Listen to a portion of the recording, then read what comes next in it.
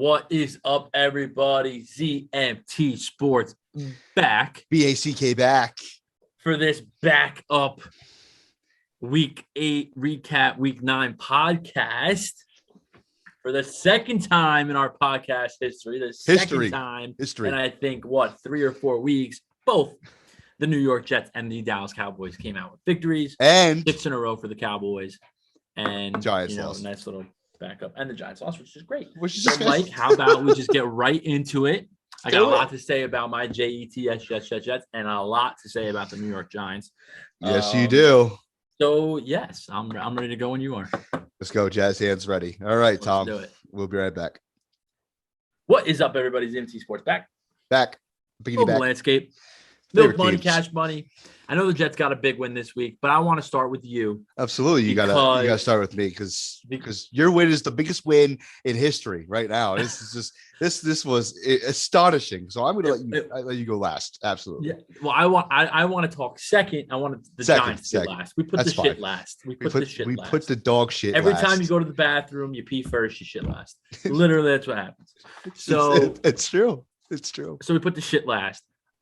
As for the Cowboys, though, you were there. We both, what's another good thing, which is actually, what's another big thing I just realized literally in this exact moment? What's that? We both saw our teams in person get this victory. Probably the first time in history. Probably, you're right.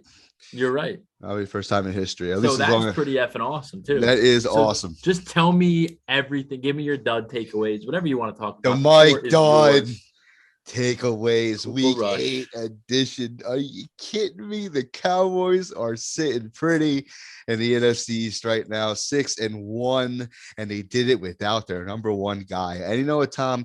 I'm going to take not any credit because I got on this podcast last week and I said that if Dak was playing, that the Cowboys would have won this game. And I think that still holds truth, obviously, because I think if Dak played, they would have won that game by 3 touchdowns, honestly. But at the same time, I got on this podcast. I had all determined, and I was determined that Dak was going to play. I was like, yeah, there's no doubt he's going to play. And he ended up not playing. He was a game time decision. And I got the notification in the fucking stadium, US Bank Stadium, that he wasn't going to play. So I was like, all right, I got to be truthful here. If Dak's not playing, Cooper Rush's first NFL start, the Vikings are a very good and underrated team. The Cowboys are going to get a loss that they can afford. Like, I wouldn't have been mad if they lost this game, but they did it. They won this game. I lost, though. Huh? I lost, though.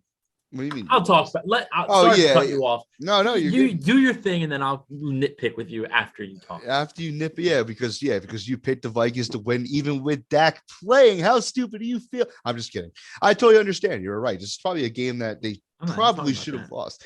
Oh, you're not talking about that. Oh, you're not I'm talking about my bet that you talked me out of cashing out because you made me feel like a dick. Oh my Call me a God. jinx. You bet on the Cowboys. You're a jinx. You're an absolute jinx. So I'm like, you know what? You cashed out. Look what happened. They won. I could win, and they won. So you're welcome. But yeah, they would have won you whether are I a jinx. cashed out or not. You're an absolute fucking jinx.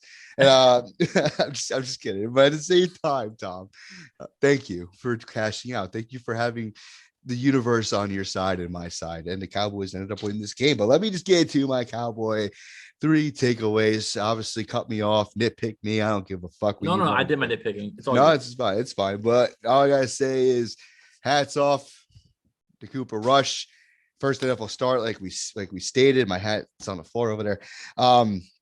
No, listen, he came in as the hero of this game. His parents, his family was there. He came in for Dakota Prescott. We obviously know how different the Cowboys are when Dakota Prescott is not on the field for them. You could obviously see the difference when the first half of that game, to be honest, but he started to bear down. He started to get his big Cooper Rush balls juiced up. And my God, did he end up having a great game. I mean, 24 for 40, 325 yards, 2 touchdowns, and a game-winning drive under your first NFL start under your belt. You have a game-winning fucking drive.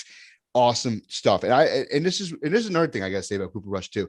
All the pressure was put on him specifically because this was a game that the Cowboys didn't even run the ball. They ran the ball a bit, but they did not run the ball like I know that they can run the ball. Pollard and Zeke combined for only 76 yards. That's the lowest amount of yards in the game that the Cowboys have rushed for since week 1 of the Buccaneers. So the Vikings took away the one game plan And the one thing the Cowboys could have done to really dominate this game. And Cooper Rush came out there and he did his job and he ended up doing it phenomenally. And I gotta call out Kellen Moore again, like I say every week. I fucking love this guy. He is doing phenomenal. He deserves a head coaching spot eventually. I just hope he wins with us first. I'm praying. But he called a hell of a game. They dominated the time of possession. They gave the Cowboys a chance. He gave the Cowboys a chance. They dominated about nearly 5 minutes total of this game. And in the first half of this game, I believe it was like 12 minutes to like 3, something like that. It was just absolutely dominating that he called this game. So that was awesome. That's number 1. Tom, do you have anything to say? Nope. I'm enjoying this. You were enjoying this. Your win. Number 2. How can you not be just a little bit impressed with Dan Quinn and what he has done with this defense? Just a little bit, just a tiny bit. I go on Twitter, I see the slashing and hate on Trayvon Diggs and all that stuff, who also held Justin Jefferson to only 2 catches and 20 yards. But I don't, let's just leave it at that. But they just talk about, the Cowboys give up the most yards. I have Delatum, who's a Giants fan, in our group chat saying that the Cowboys are a very average defense. And yeah, when it comes to letting up yards, they might be, but this team does not bend. This team bends, but they really don't break. I've said it earlier in the past on this show and everything like that. They got into Kirk Cousins' face all night, dude. They got into Kirk Cousins' face all night. It caused trouble in the passing game, and we just forget the kind of offense that the Vikings have. Like, do we forget they have Justin Jefferson, they have Adam Thielen, they have Dalvin Cook, they have KJ Osborne. They have a really good fucking offense, and the Cowboys defense only held them to 16 points to 1 touchdown, which was the first touchdown in the game. They got the beating out of the way, and all of a sudden Dan Quinn said, "All right, let's flip the switch and let's get it going." And my God, did they do that? They held them to field goals from there. So you got to be impressed just a little bit, just a tiny bit. And I want to say I am so sorry to Micah Parsons. I want to apologize to him. Hopefully he listens to this podcast. He probably won't. But I want to apologize to him for back in the NFL draft of me and Justin absolutely bashed this guy, because my God, is this guy a player. He is phenomenal. He is a game changer. 11 tackles total, 10 solo, 4 for loss in this game. This was his breakout game, like I talked about last week. It was the key. It was either him or Osa was going to have a big breakout game, and Micah Parsons had his breakout game, and he was absolutely phenomenal. You guys hated that. I'm an idiot. Justin was frozen. Remember that? He was like, I think I fed off of Justin's energy, thinking it was a bad pick. I'm not saying like I'm not taking credit for it, because I did. I thought it was a bad pick at first because I really wanted Patrick Surtain. But my God, were we wrong? I am the first one to say it. We were fucking wrong about Micah Parsons. In all honesty, the Micah Parsons pick is also helped by the play of Trayvon Diggs. Absolutely. Yes. Because if Diggs wasn't any good and Micah was like decent, then you would have still had the cornerback issues. And your thoughts on the Micah pick. So it all works hand in hand. It's football, baby. That's what it is. So fucking good. They're so fucking good. Randy Gregory is so fucking good. Keep it. That dude is a man. He is playing like a man possessed this year. And he talk about picking up the slack. You lose your best defensive lineman, DeMarcus Lawrence. He should be back really soon. But at the same time, my God, that he pick up the load for him since he has been gone. Just wait till he comes back, man. They got 1-2 punch. Yeah, exactly. But I just want to brag. I want to brag about this shitty, good secondary that we have. I just want to brag about it. You got Anthony Brown and you got Trayvon Diggs who are holding these top tier. Keanu Neal. You got Jermaine Kearse. Oh my God, these guys are just balling right now because they held 2 of the best 1-2 combo receivers in the league to under 100 yards receiving. But yet all I see on Twitter is, Diggs is going to get burned. Justin Jefferson's going to have a career day. Suck my dick. That's all I got to say. You fucking haters. Say it louder for the people. I would say it louder, but my mom's upstairs and I am holy. Number 3 and 5. Shut up. Shut up. Go kill more kids. I'm just kidding. Number 3. Did I say it out loud? Number 3. Yeah, you did. Sorry. It's just a waste. Number 3. I think just the feeling is different. I think the feeling, I know every year. Time out, Tom. Just bear with me. Well, you know where I stand. Yeah, so I know. I know. I'm gonna say I know where you stand. You know where I stand, because over the last few years, have I ever really said like, oh, the Cowboys should go to Super? I've never said that. You've I really never haven't. said that. I've never Ever. said it. Like you're truthful with me. I'm truthful for you. Have I ever said that? You've always said I'm waiting for this collapse. Like it's too good to be true. Thank you for having my back, buddy. Thank you for that. Always, man. But I just think the feeling is, I am not saying every week I'm going to keep saying it. Every week I'm going to keep saying, I'm not saying they're going to Super Bowl and they're going to win it this year, but the feeling is just different. 10 times out of 10 over the last decade, a game like it was on Sunday against the Vikings, a backup quarterback, everything is against your way. Your back's against the wall. Cowboys lose that game 10 out of 10. They lose that game 10 out of 10, right? And you even said it yourself, even if Dak was playing, you're dealing with the consequences of his calf. And if he did play 10 times out of 10 in the past, they would still find a way to lose that game. But the feeling is just different this time. You have on the game-winning drive, right? You have Cooper and Lamb joking about who's going to catch the game-winning touchdown, like they knew it was going to happen, and it did. Right, you have Cooper. I don't know if you saw that on ESPN. No, I did. I did. CeeDee Lamb asked him in the huddle. Yeah, he said, "Can I have this? Can I have?" Like, they are literally talking about who's getting the game-winning touchdown before it even happened. That is confidence. That is awesome. And then you have Dak Prescott showing what a real leader he is, because from start to finish on Sunday, he was the biggest cheerleader for Cooper Rush. 10 times out of 10 for any other team, a backup who's not playing, they don't give a fuck. They just want to get their paycheck, stay there, and it is what it is. If they win the game, they lose the game. Half the time they want to lose the game to prove that they are more valuable than this guy, all that crap. Dak Prescott, was his biggest fan on Sunday. And I love that every second of it. That just proves the leadership and relationship that they have in that building right now. And then lastly, I want to give the game ball. I would give it to Miko because I think it is such a good game, but I want to give the offensive game ball. Obviously there's Cooper Rush. Obviously there's Amari Cooper. Obviously there's CeeDee Lamb who had big games. I want to give it to Zeke because how many times have this guy been bashed over the last year for his bad year that he had last year? But this game-winning drive, game-winning drive, 3rd and 12, a fucking 4-yard out. He breaks 3 tackles to set up the first down for the game-winning touchdown. And he did not have a good night at all. I mean, I don't even say that he didn't have a good night. It just wasn't the night to run the football. And when his time came, he did his job once again, like he's been doing all year, and he set up the Cowboys for victory. And I say, I'm sorry to Mika Parsons for doubting him before. I'm sorry to Zeke Elliott for doubting him because he's having the best year he's ever had since his rookie year. And things just feel different right now. I'm just ranting, and I'm going to let you talk in a second, but I'm happy. You're jubilant. Every Sunday from now on means like, something. Yeah, it means exactly. It means something. And I'm confident that I could honestly say, I believe the Cowboys could win every game going into the playoffs this year. I really can. There's going to be games that they're going to collapse. There's going to be games that they're going to lose. It's the NFL. It just happens. I mean, look at the Bengals, but I'm just saying, like, it just feels different. I can go into every Sunday being confident. And that's all I have to say. That's my 3 takeaways.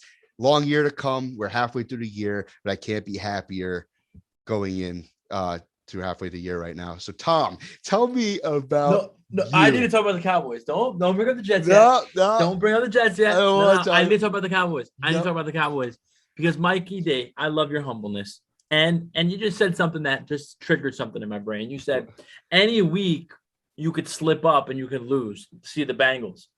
Maybe the Bengals aren't as for real as the Dallas Cowboys. Maybe the Dallas Cowboys are built to win a championship. Why? Because great teams win games when their back's against the wall. Okay? The Cowboys had no business winning that football game. But that defense, every time Minnesota got in that red zone, green zone, whatever you want to call it, put the foot down, stop them. They didn't let the game get out of hand. Then they allowed Cooper Rush to just find the open guy. Had the one big play after a shit throw to open up the second half. And that was the moment I knew I shouldn't have cashed out when that dude went for 75 yards. Cedric Wilson. I was like, oh, God. My God, can he throw the football too? My God. Yeah. It's just a great win. And I know you're going to be humble because that's what every fan should be. They shouldn't be boasting. I mean, I would if I was in your shoes because I haven't had it in about 10 years, 11 years. But a win like that, man, I'll never forget. It was 2009. Now remember, the Jets almost had like a giant Super Bowl kind of run in 2009. They had a rookie quarterback. They were like 2 games under 500. He had just thrown 6 picks in the game, Mark Sanchez. And then they win 2 in a row against bad teams. And then Sanchez hurt his PCL and was out a week. And they went to Tampa Bay. They went on the road. They were playing a Bucs team that was kind of decent. They were kind of getting their feet wet. Like, could they be real? Could they not be? And the Jets won a game with their backup quarterback, Kellen Clemens. And it like just propelled them. Sanchez came back the next week against Buffalo. They won, and they just kept winning. And they just kept winning, and they just kept winning, and they finished 9-7. Then they went to the AFC Championship game. So like good, solid foundational teams, you can win with the backup quarterback because your foundation's there, your coaching's there, you can game plan. And that is why out of the NFC, I think naturally, given what we've seen so far, it's going to probably be a Cowboy, Packer, Cowboy, Cardinal, Cowboy Rams NFC Championship game, maybe Cowboy Rams. It all depends on who runs into who, man. The Rams. It's actually so important for the Cowboys and the Buccaneers too. You got to watch out for, but the Cowboys to keep winning football games because it could be a real situation where the Cowboys aren't a 1 or a 2 seed, which I think is what they need. And it was a huge loss for the Bucs to the Saints. Yes, because you don't want to have to play wild card weekend against a great team like the Rams. but not even that. You don't want to have to play the Cardinals or something because the Cardinals might not win the division or something like that, and then have to win that game and then go to LA and play the Rams or go to Tampa Bay. You want to be in the driver's seat. So they need to win these football games. And that's why last week it was like, we can afford to lose this, right? For division's sake, of course. But when you look at the playoff seeding, it's like, all right, well, if you would have lost that game, yeah, it was Cooper Rush. But now, like, if these other teams don't lose, right, you're fucked when playoff comes. So that's a huge, huge win. I don't want to say it because, like, I understood where you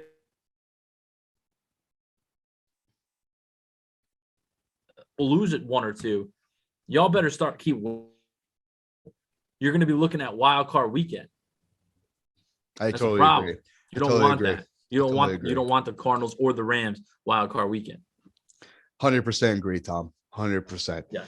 So thank you for being humble. Thank you for being realistic for my boys. Now let's talk about those boys in green who has gotten their second already. The 2 biggest upsets of the NFL in the first half of the season has come from your New York Jets, who just beat a Bengals team who just knocked off the Ravens. The Ravens. And blew out the Ravens. They didn't even knock them off, blew them out in Baltimore. Correct. Let me say this. All right. I love Cooper Rush. I love the Cowboys. Well, let's talk. But it wasn't the best backup performance of the day. It wasn't. Fucking White. Are you kidding me, dude? Shit like this don't happen to the Jets. It does not happen to the Jets. We're all in that parking lot. Like, this is going to be a massacre. We're going to be out at halftime. They're going to get blown out. Jamar Chase is going to go all over them. Joe Burrow's going to go all over them. Mike White, who is even Mike White? Mike White, former Cowboys practice squad. White. Yeah, no, of course, right? Cowboys draft pick, actually, out of Western Kentucky in the 5th round. We're like, we stand no chance. And this dude, it's my first takeaway. It's my first Tom's takeaway from the Jets. This dude goes out, completes 37 out of 45, 405 yards, 3 touchdowns. And the New York Jets, Mike, teams were 0-59, down 10 or more points with less than 5 minutes to go. You know what the teams are now? 1-59. And you want to know why? The New York Jets and Mike fucking White. Mike White. And I'm going to enjoy this ride right now because absolutely. The minute this game's over, I'm going on Twitter. It's our Tom Brady story. I'm saying it in the stand. I'm getting my section to laugh. I'm like, our Tom Brady story starts now. Because as you know, the Jets knocked out Brady and all that kind of stuff. And now that happened. Last week on our podcast, I joked about it. I'm like, you know what? Zach Wilson rolling out to the right, his knee. Now Mike White's playing. Maybe he'll be Tom Brady. I did not expect this dude to throw for 405 yards, and he's already got his jersey in Canton. I mean, it's a storybook. They put his jersey and ball in Canton because he's the first quarterback in his first start to throw 400 yards. Yes, I mean, it doesn't happen to the Jets. Like, you don't see these stories happen to the Jets, and I think that's why, like, I don't know how to handle it. But Sunday was just so fun right off the get-go, man. He completed his first 6 passes, just throwing it down the field. It was great. So Mike White was my first takeaway. You just, bro, like, the stadium was chanting his name. Like, Liv was next to me and she's just like, this is awesome. Like it was just so cool seeing it. And the bench was going crazy when we're cheering Mike White. They're all on the bleachers waving their hands up, like get louder, like chant his name because it's Mike effing White. It was just so electric. My second takeaway is the other Mike we got, and that's Michael Carter, the rookie running back out of North Carolina. Phenomenal. Bro, he might be better than Javonte Williams. He's phenomenal. Who was a part of that running back backfield last year and is in Denver. I mean, 170 total yards. I think he had like 80 in the passing game. He was running hard. He's impossible to bring down the first time. Do you know, crazy stat for you, Michael Carter did not get tackled by the first guy that touched him all game on Sunday? And this dude had like 28 total touches, which means every time the first guy touched him, he was bouncing off of them, squeezing out of them. He's a small, tough, big-legged running back. He reminds me of Maurice Jones-Drew. And I'm not even trying to be an exaggeration. I think that's a fair comp. I think the Jets might have found a Maurice Jones-Drew. And you got to give Joe Douglas credit because this dude scored the first touchdown of the game. Every time Mike White was in a little bit of trouble, he had his little check down on Michael Carter, and Michael Carter made something happen. It was great. My third takeaway is his coaching staff. I mean, I was ripping them last week against New England, but the way they had this team bounce back, the way they created a game plan for Mike White to do this, there were guys open all over the field. Mike White. They had the people all over the field. Wide open all over the field. The defense was bend but don't break. They had the big turnover, Joe Burrow by Shaq Lawson.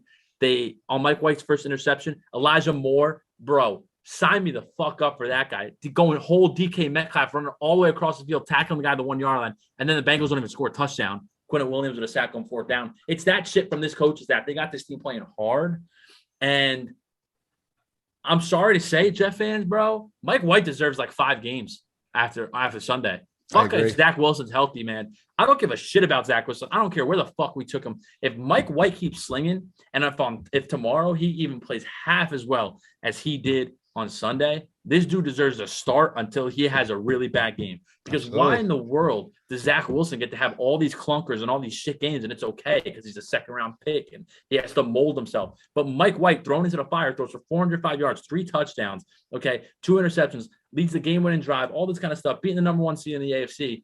And if he goes out tomorrow and he has a bad game, we're done with him. If Zach Wilson's healthy, we're going to throw Zach Wilson back out there. Like, come on, dude.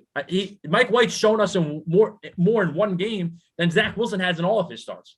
And that's just the truth. I don't care. I'm not over-exaggerating. That's the truth. Mike White showed way more than Zach Wilson has in any start between getting the ball out quick, leading game-winning drives. There was a drive. People forget about this because it was just so euphoric that Mike White even won this game.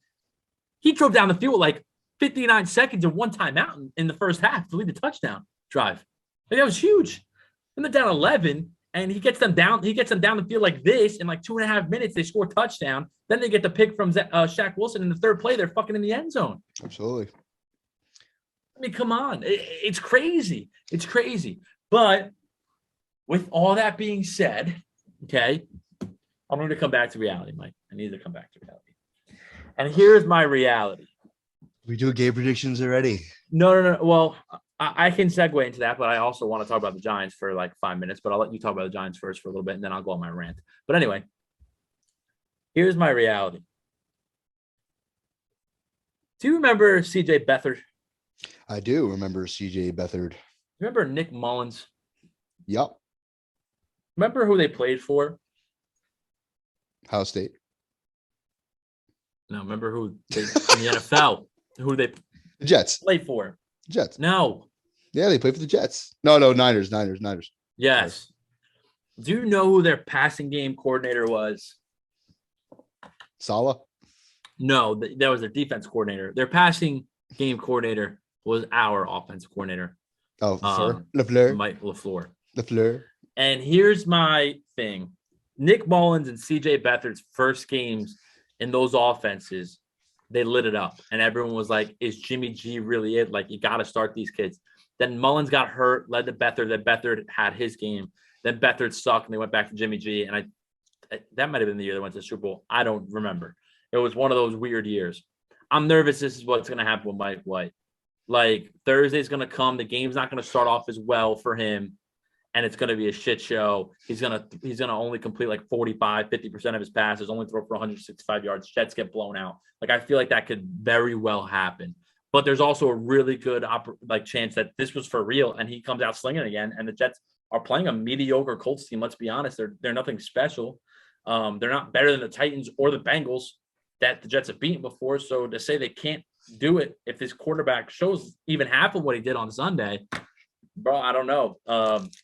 But yeah, I'll say my prediction for the end of this segment. But I'm just saying, with every Jets victory comes the thought of the New York Giants. Are they going to win 2 this week? Are they going to get a big upset? Are they going to whatever? But as we both saw, and I'll let you touch on what you think about them real quick from Monday night, the New York Giants are an absolute shit show. And to say that they're less than a shit show than the New York Jets, you're wrong, honestly. So let me just get your opinion. Tell me what you think about the Giants Monday night loss against the Chiefs. Listen, I'm going to. Yeah, that's what I was going to say. I mean, Kansas City Chiefs are very fucking average, huh? My God, they are very average. But I would have put my money where my mouth was. I said I would have bet my whole bank account that the Giants did win that football game. And my God, did they not let me down? They did not let me down. The Chiefs played possibly the worst game they could have played. And the Giants still couldn't find a way to win that football game. And I think that tells you a lot about the Giants. I think it tells you a lot about my faith in Danny Dimes. I thought he was going to have a great game, and he didn't. This team, every time they get your hopes up, it's like at least the last decade or so. I mean, post Super Bowl fucking bullshit. This team gets your hopes up. They have 1 or 2 games every year that they win in a game that they're not supposed to. And everyone, especially Giant fans, jump on the horse and they're like, you know what, we can compete. We can beat anyone because that's how fucking delusional they are. And then they go into a Chiefs game. And honestly, yeah, they should have won. They should have won. I thought they outplayed the Chiefs to a certain extent.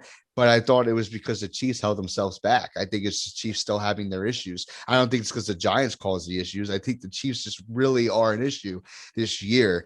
But that just shows you, despite a team that is playing the worst possible football they could possibly play, and they still can't find a way to win football games, that should concern you a lot. And I'll let you get into it, Tom, because right now, and I'll say it loudly and proudly, the Jets are the kings of East Rutherford right now, and it's not the Giants. And I will say that happily until the Giants prove otherwise. All right, Tom, go ahead.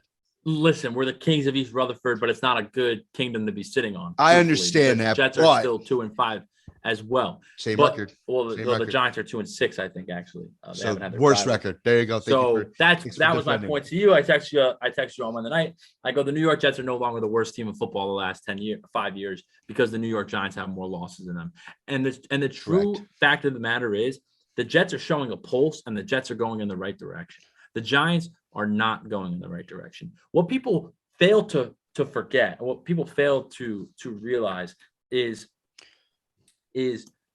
the Jets had Rex Ryan, okay, and they were winners, okay. They went to the playoffs a bunch of times. I think they only had 1 losing season under Rex, okay, for 6 or 7 years. That's really good football. We'd kill for that now, both franchises. Then we went to Todd Bowles. People forget Todd Bowles was here for 4 years and went 10-6 in his first year. Okay. Showed signs of progress. He was let down by the GM. You see what Todd Bowles has done with that defense in Tampa Bay. They won a championship because of that defense last year. Let's be honest. Okay.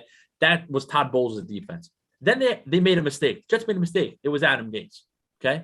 100%. The Jets they made a mistake. It was Adam Gase. They got rid of him in 2 years. And now Salah's in here. Off to an ant start, but we got young players. Our draft picks look good. Our GM is figuring things out. Our coach has our team to play and playing hard. Okay. Joe Judge is the complete opposite. Okay. And I'm going to take a little pause right here. Goodbye. Have a great class. Okay. Yeah. Give you some fucking smooch. Okay. All right. Get there. Safe text when you get there. Okay. Back to the Giants debacle. I got Joe Judge is the issue. All right. I got a voter. Joe Judge is the issue. Don't give me your injuries being a problem. Every fucking team has injuries, okay? The last 2 years, I haven't seen the Jets at full strength in my life, and the Jets don't get an excuse, right? It's just because they're an incompetent franchise. But the Giants, it's because of all these injuries. Yes, injuries play a part, but give me a fucking break. Everybody's injured in the NFL, and your coach is a fucking dimwit, bro. How do you not have timeouts in the second half? Give me a break. And then he's out there saying that he thinks that he's built a team Giant fans are proud of. He's delusional. He's a Belichick clone, but he's not winning. He's such a cocksucker. And I'm so tired. I'm so tired of reading on Twitter and seeing these Giant fans, not Kyle Maher. Kyle Maher, you're excluded from this, thinking that they could talk about other NFL teams like they know shit. Your team sucks, all right? You can't sit here and tell me that another team's average or that we have a chance to beat this team or we have a chance to beat that team. You want to know where my power rankings are in NFL teams this year? It goes the Lions, the Jaguars, the Texans, then the Giants, okay? I don't care that they're the New York football Giants and they have 4 Super Bowls, okay? Each spread out by fucking 4 years, right? They won in 86, they won in 90, they won in 07, they won in 11. And other than those pockets of a couple of good years, they're a shit fucking franchise for all the other years in between. All right. It's time for Giant fans to wake up. It's time for the media to wake up. Just because they have this notion of being a world-class organization, okay, because they have a couple Super Bowls, right, doesn't mean that they're actually a world-class organization. They fucking fire Tom Coughlin for Ben McAdoo, absolute joke. Pat Shermer, absolute joke. Joe Judge, absolute joke. Joe Judge is a special teams coach, and his special teams has made the most mistake. Every game I watch the Giants, their special teams making a mistake. Every time. That's what he fucking specializes in. Is special teams. And his special teams suck.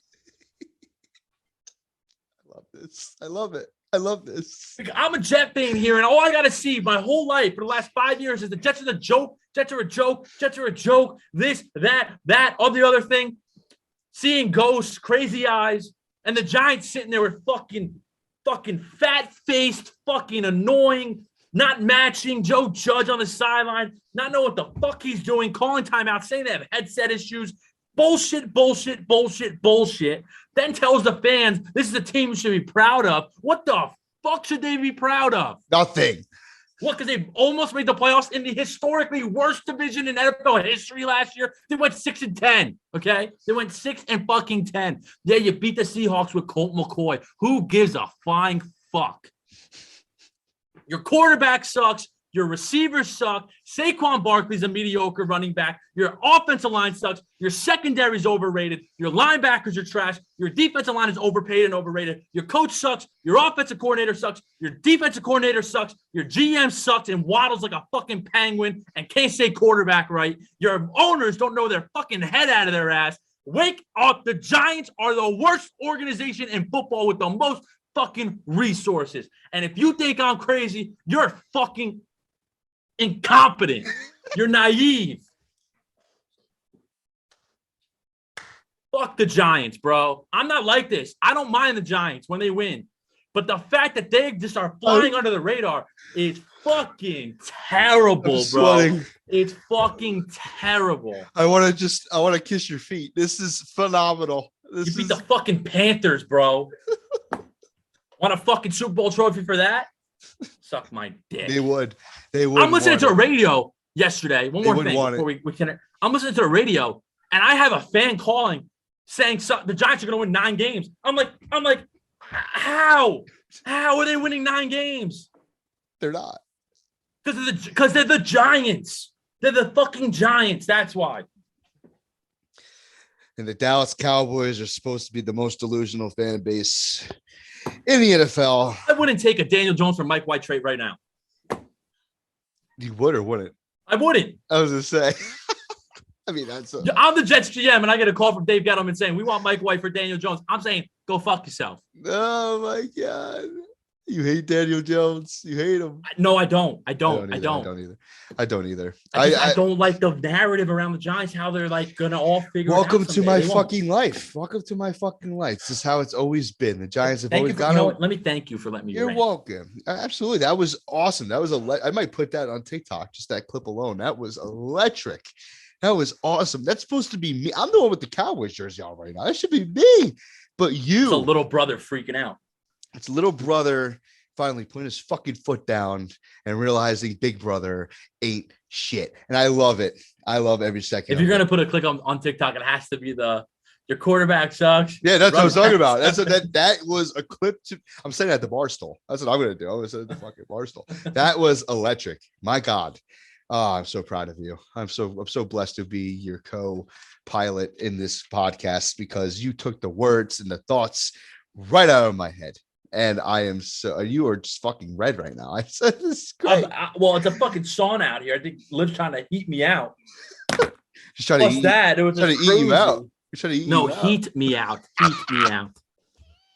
Tom, I know it'll make you feel better. Well, first of all, we got to go over our predictions and scores for week 9. So let's do that real quick. Make them nice and quick. Tom, let's start because it's the closest game coming up on Thursday, and it's your boys. Give me your prediction for the Jets against Colts, who are 10.5 underdogs. Colts are 10.5 point favorites. Yeah. Yeah, as I meant, the Jets are 10.5 point underdogs. Colts 21, Jets 7. Ugly game, short week, both teams. Yeah, Mike White is going to come back. I think he's going to come back down to earth. I hope I'm wrong. I think it's going to be a very ugly game as well. I think the advantage is the home field advantage a bit. And we'll see how Mike White established himself in a different environment that's not MetLife. I am going to go with a really shitty game myself. I think the score, I think it's going to be a lot closer than you think. I'm going to go with 14-10 Colts. Okay.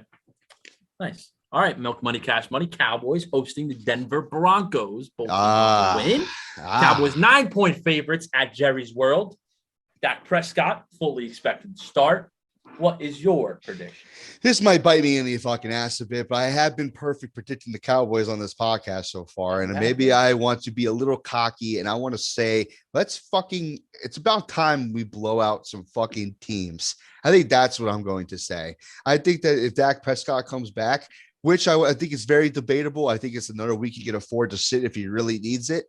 If Dak Prescott plays, give me like 35-14. I think they blow the fucking brakes off the Broncos. And if Cooper Rush plays, I still think they win this game. It'd be a lot closer. I think they win this game 21-14. That's what I would say. Okay. I think it's going to be a 10-point game with Dak Prescott starting. Broncos defense is very good. Yes, they are. They might not have a good offense, but they have a very good defense. I love Dak Prescott, but they're probably going to try to protect him a little bit in that calf, even though he's 100%. Probably going to try to run the ball a lot. Leads to a lot of time off the clock. I would say like 24-14, 21-10 kind of game like that. Even though the Cowboys have a high-scoring offense. If Cooper Rush plays, I think that the Cowboys win by like a touchdown or something. Same thing. I don't think that you're gonna. I don't mean it this way. I don't think that. Yeah, I don't think the quarterback really changes what I think is gonna happen because then the Cowboys will just do something different. Yeah. As for the fucking shit Giants, they play the Raiders at home. They're 2.5 point underdogs. The Giants. Give me the Raiders. Give me the Raiders by like 17. I'm gonna say 37-20 Raiders. God, you love. This is fantastic. I think the Raiders will win this football game too, but I think it will be a little bit closer. I think with 2 big wins in a row that the Raiders had after John Gruden's whole situation, I think they come back to earth a little bit, but I still think they squeeze out this game. I think they'll win like 21-17 or something like that. They'll win a close one. All right, cool. That was fun. That was fun. The real fun. And now we're gonna reel this segment off with probably we didn't even realize probably like a 40-minute segment. Oh shit! Yeah, we were. We're gonna have to keep our. It's 5 o'clock already. Yeah, we're gonna have to keep our fantasy segment with no explanations. We're just gonna go start sip because we cannot miss this segment, and that is name that college. So last week, people, Milk Money, Cash Money, and myself, we did quarterbacks. We each named the quarterbacks of our opposing teams' conferences. I did NFC. That's correct. Did AFC. Correct. I guessed the AFC. Mike guessed the NFC. And this week we're doing wide receivers, which is going to be very hard because, as we know, wide receivers are a dime a dozen, and they get chosen from everywhere and end up being good. So Mike, you will be doing the honors this week per usual. I will start with the AFC East. Yeah. The NFC East. First off, with the shitty New York Football Giants, Kadarius Toney. What college did he go to? He went to Florida. Very nice. Dallas Cowboys, Amari Cooper.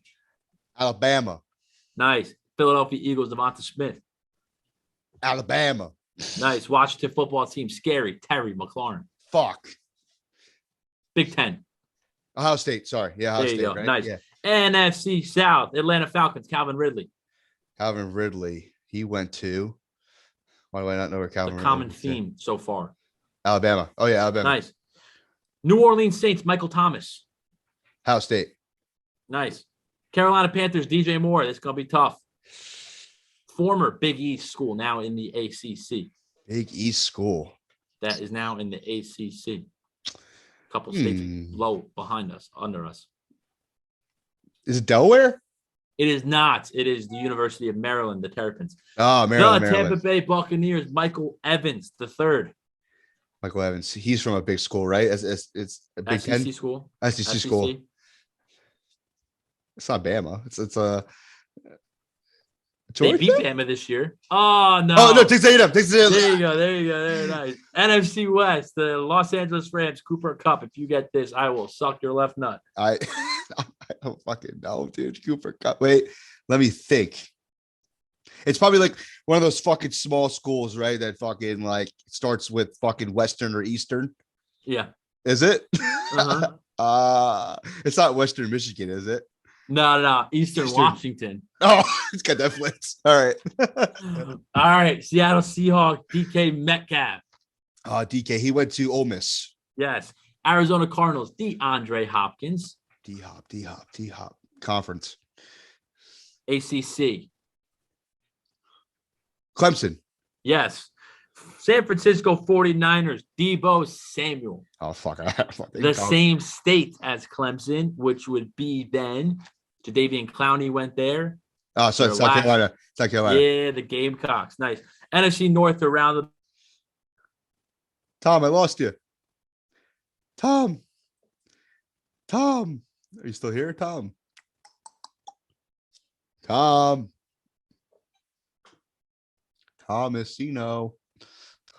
I'm here. Devontae Adams. You here? You here with me? Packers. Yeah, I'm here. Devontae Adams. He went to Fresno.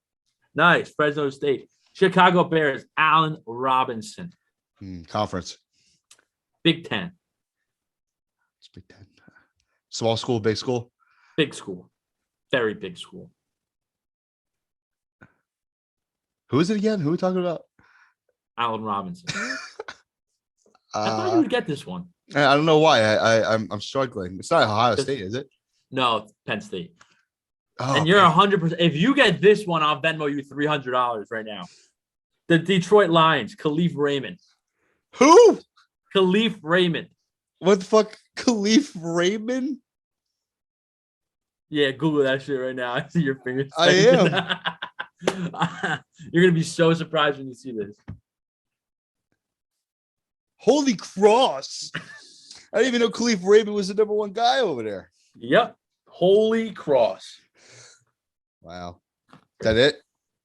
That's it. That's the NFC. I think I went like 5 wrong. It's okay. I'll take it. I'm usually really bad at this. It's really bad. I'm going to suck too. I don't know. Nah. You're going to kill it. Here we go. All right, here we go. 3, 2, 1. Start with your Jets. Corey Davis. Central Michigan. You have it written down, you fuck. No, I don't. You looked down, so I thought you did. I did. I was thinking, but look, I don't. Only NFC.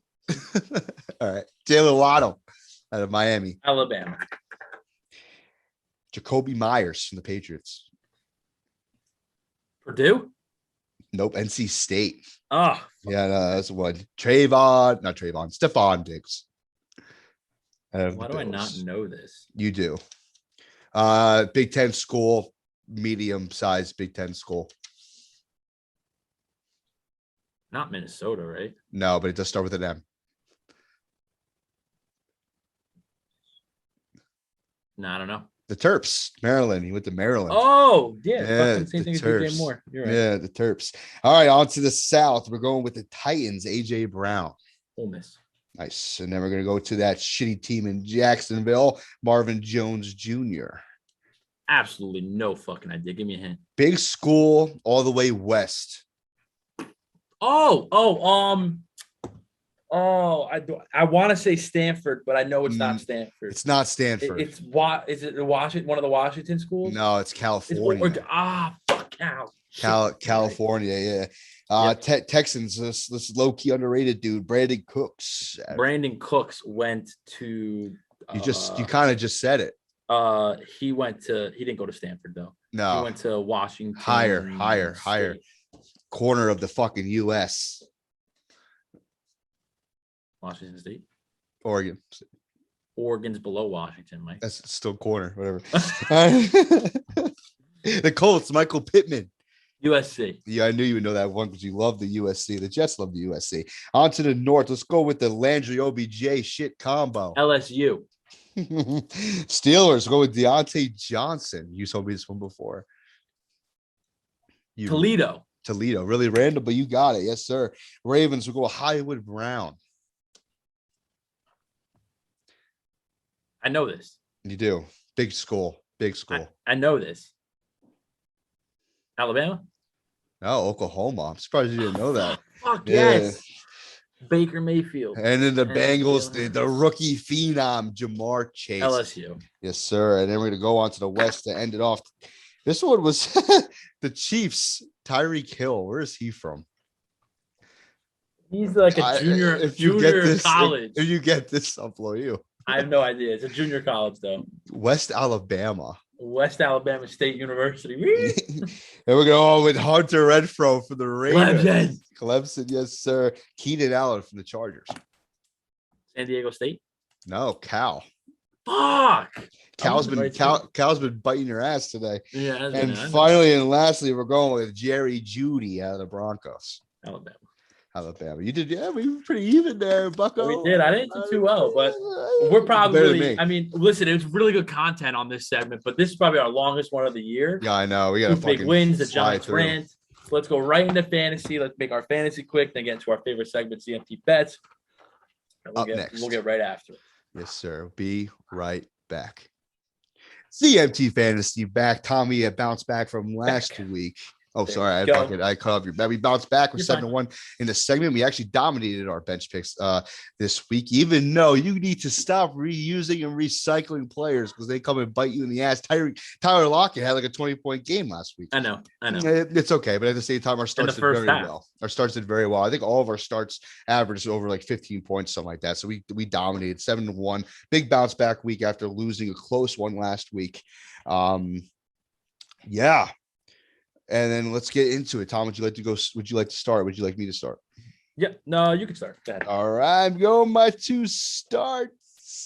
Going with a quarterback and a wide receiver with 2 starts and with my sits. And with my first start, I'm going to go with a guy that has had 2 clunkers the last 2 weeks. And I think he gets it right this week. I'm going with Justin Herbert against the Eagles, 4:00 game. He is heading to Philadelphia. I think this is a bounce back game for him. He scored for a combined 24 fantasy points the last 2 weeks. That is not Justin Herbert. He is a slinger. He is a point maker. But at the same time, on paper, it looks like the Eagles would be a bad matchup for him, but this defense has given up 19+ fantasy points to 4 different quarterbacks, including both Derek Carr and Jimmy Garoppolo. So I would keep your faith in Justin Herbert this week. If you think that he was going to have another clunker, I think he turns it around this week. I think he puts up points for your fantasy team. So I would start Justin Herbert against the Eagles. And then my second start, I was talking about him on our Name Our College segment. I'm going with Brandon Cooks against the Dolphins, 1 p.m. game.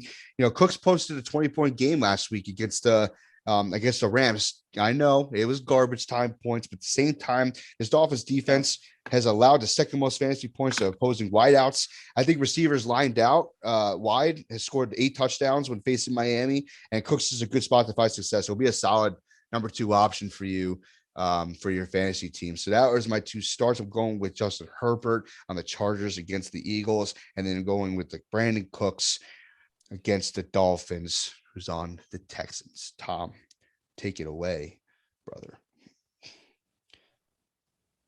I lost you for a second. Is it my turn? Yes, it is your turn. Yes, it is. Okay, nice. All right, my first start. Nice and simple, light and quick for me. Joe Burrow against the Browns. Bounce back week. All I got to say. Start him.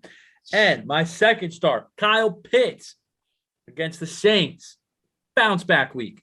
Start him. Start him. Mike, do you give me your sits? Any explanation? No, bounce back weeks. Joe Burrow sucked last week against the Jets. Kyle Pitts sucked last week against the Panthers. They're going to bounce back. Start them. All right. Go in quickly. All right, my 2 cents. I like to explain things. Tom doesn't, but listen to Tom. He's good at this stuff. I'm going with Justin Fields against the Steelers. I'm going to sit Justin Fields this week. Yes, he had a phenomenal game against the Niners last week. He put up 25.3 fantasy points, but at the same time, this defense on the Steelers, they're just finding their stride. They're getting a win streak. They're the reason behind the win streak, in my opinion. This defense has just allowed just 3 touchdowns and the second fewest points to enemy quarterbacks since week 5. So Justin Fields, come back to reality. I think the Steelers have a great game. Sit Justin Fields, especially if you're getting a feel for him. Not this week, maybe the week after that. Second sit, I'm going with Devonta Smith against the Chargers. Devonta Smith thought he was going to have a big game last week. He fucking blew last week. Typical. He's an Eagle. But at the same time, the Chargers, who have allowed only 3 touchdowns and a few fantasy points per game to wideouts, I think that the Chargers have a big bounce back game, especially from their defense. I think Devonta Smith's a good sit this week. Obviously, he's a number 1 or number 2 on most people's teams, especially with leagues you're in. But I think you should sit him this week. So I'm going to sit Justin Fields against the Steelers quarterback and the Devonta Smith receiver from the Eagles against the Chargers. My 2 sits. Because I said so. Devontae Adams versus the Chiefs. No Rodgers. Julian Love or whatever the fuck his name is. Jordan Love. Sit Devontae Adams. I'm sure if you got Devontae Adams, you got 2 other receivers that can play for him. So just sit him because he's coming off COVID. They might sit him out again. Just sit him. Second sit. Kansas City running back versus Packers. That Gore dude is taking up shit. Clyde Edwards-Helaire, Darrell Williams, they're going to have all them back. They're probably all going to split carries and shit. Yes, they are. Sit them. So sit Devontae Adams versus Chiefs. Sit the Kansas City running backs versus Packers. Because I said so. Because Tom said so. Very quick fantasy segment. We will get into CMT bets in just a moment. Tom, you have anything else to say before we head? Best of luck. This is the home stretch for fantasy. People are making their moves in and out of the playoffs. Get after it. A lot of trade deadlines this week. Make your trades now or forever hold your peace. I get after it. Agree. Tom, we will be back. ZMT bets back for another week 9. Milk money, cash money. Give me your picks against the spread and your prop bet. We go. I'm going with the whole AFC East this week. I'm betting against them. I'm betting for them. Here we go. I'm going with 3 road dogs. Roof. Bills. Give me the Bills. I'm heading to Jacksonville. I'm heading to those Urban Meyer fucking bitches. I'm going with the Bills minus 14 against the Jaguars. They're going to put a 50 burger on them. Take the Bills. Second, I'm going with the Texans to cover against the Dolphins this week. I'm heading to Miami, as Tom would like to say, but at the same time, Brandon Cooks will have a big game. Devin Mills will have a big game. The Dolphins are just trash. So just pick the Texans to cover plus 6.5 against the Dolphins. Third, I'm going with those Pats, baby. Mac Jones and Bill Belichick, they're finding their stride. They're going to win this fucking football game. And Sam Darnold's going to see Ghost again. I don't give a shit if it's in Carolina. Give me the Patriots to cover minus 3.5 against the Panthers. Running it back. Give me the Bills minus 14 against the Jaguars. Texans plus 6.5 against the Dolphins. And the Patriots minus 3.5 against the Panthers. And my prop bet for the week, this Ravens team, they're coming off a bye. They're going to play this Vikings team that let CeeDee Lamb and Amari Cooper shit all over them. Give me Hollywood Brown to score anytime. Go ahead, Tom. Love them per usual. As for TL Smooth Big Get Spread for week number 9. First, I am heading to Arizona. Give me the Niners in the desert. Getting 1.5. Maybe Kyler Murray, maybe not Kyler Murray. I don't know. Give me Jimmy G, Kyle Shanahan, and the 49ers on a bounce back week. Second, I'm heading to New Orleans. I'm heading to the Bayou. All right, when the Saints come marching in, how about when the Falcons come marching in? Matt Ryan, baby. Kyle Pitts, bounce back game. Tough loss against the Panthers at home. Give me the Falcons getting 5.5 in the division matchup. Jameis Winston's out. Taysom Hill starting. Trevor Siemian? I don't know. Give me the Falcons. Give me Matty Ice plus 5.5. Lastly, I'm going to Chiefs Kingdom. Arrow chop.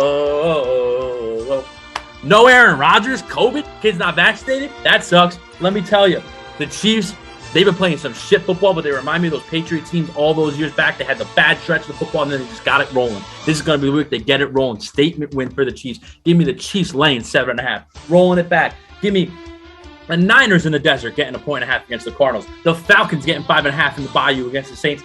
And the Chiefs laying 7.5 in Arrowhead at home. And my prop bet for the week, give me Travis Kelce anytime touchdown score. Woo! Baby girl, as always, Tom and I give electric contact despite how bad we did last week. I think we went 2-2. Yeah, you went 2-2. I know you always do fucking good. I know. Fuck yourself. I went 1-3. We went 3-5 combined. I would have went 3-1 if fucking Justin Herbert wasn't a fucking idiot. Fucking asshole. Yeah, he's an asshole. Throwing interceptions. But overall, record is still positive. Profit is still positive, people. Listen to us. Stop listening to the Barstool. They stink. All right, Tom. This was a long. The pool is closed. The pool is closed. Stu Feiner. We got to get him on the show. Imagine we got Stu Feiner on the show. I'm going to DM him. Yeah, besides Tom, it was a long, great episode. Yes, a lot of energy. I think our first hour episode. I think it might be, but I think it's completely worth it. I can't wait to have George text me later in the day telling me how, Tom, you are wrong. And I can't wait to tell him to go fuck yourself. I did go a little hard on the Giants. No, they fucking deserve it. The Giant fans deserve misery. They deserve misery. Not as much as Eagle fans, but Giant fans deserve misery. Yes, sir. Let them know where to find us. As always, follow us on Facebook, Twitter, Instagram. And yes, sisters. Also find us on TikTok and YouTube as we post this content every single week for you to see our beautiful faces and to hear our beautiful voices. Tom, as always, is a pleasure. We're halfway through the year, Tom. It's fucking halfway nuts. Through. Fucking nuts. Halfway through, and I'm excited for the JETS tomorrow, baby. Thursday night football starting the week off. Let's go, Mike White, baby. Let's do it. Mike White and Michael Pitt. Anytime touchdown scores. Mark it down. That's nice. Yeah. All right. Tom, I'll see you later.